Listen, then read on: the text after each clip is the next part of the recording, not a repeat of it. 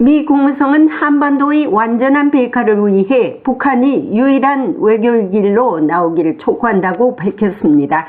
지난 6일 워싱턴 DC 근교 메릴랜드주 애나폴리스에서 개최된 미국과 호주의 외교 국방장관 2+2 회담에서 양측은 공동성명을 발표하고 특히 북러 군사협력을 규탄했습니다.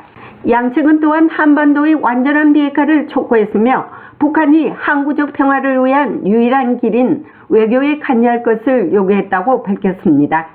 매튜 밀러 국무성 대변인은 7일 국무성 정례 브리핑에서 미국과 호주의 외교 국방장관 회담에서 한반도 비핵화에 대해 북한의 유일한 길인 외교에 관여할 것을 요구한 데 대해 북한이 이미 대미 창구를 폐쇄했는데 어떻게 북한에 접근할 것인가라는 본 기자의 질문에 다른 견해를 가진 나라가 있는 만큼 만장일치라고 할 수는 없지만 영내 주변 나라들을 보면 알 수 있다고 말했습니다. 그러면서 북한의 행동이 용납되지 않으며 북한이 외교로 복귀해야 한다는 것은 영내 국가의 거의 일치된 입장이라고 말했습니다.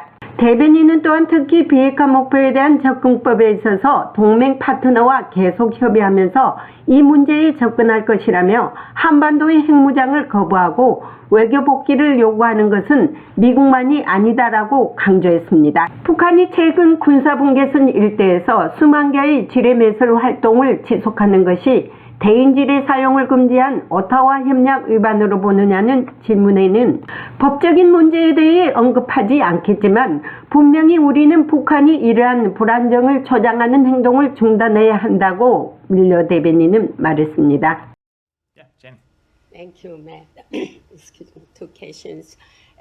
감사합니다. 매튜 두 가지 질문입니다. 어제 미국과 호주 외교 국방장관 회담이 열렸습니다. 이 회담에서 양측은 한반도 비핵화와 항구적인 평화를 위한 유일한 길인 북한의 외교를 촉구했습니다.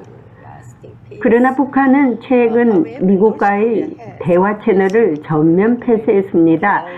이에 대해 미국은 북한에 앞으로 어떻게 접근할 것입니까?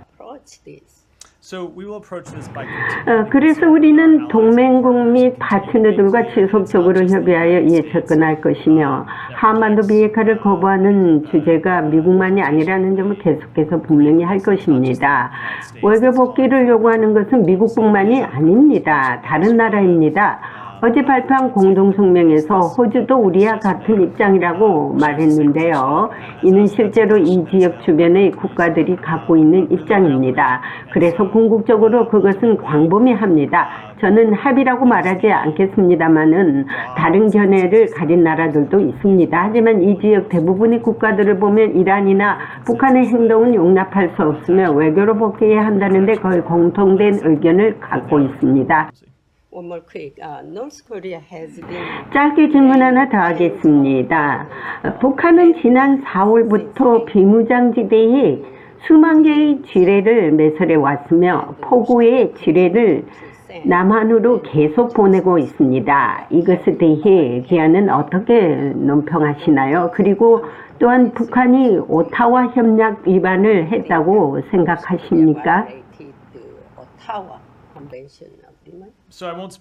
법적인 질문에 대해서는 언급하지 않겠지만 우리는 북한이 이러한 불안정한 행동을 중단해야 한다고 계속 믿고 있습니다. 한반도의 핵무장을 거부하고 외교 복귀를 거부하는 북한을 무력충돌 없이 어떻게 테이블로 이끌어내어 핵 포기를 시킬 것인지가 미국과 동맹국들의 숙제가 아닐 수 없습니다.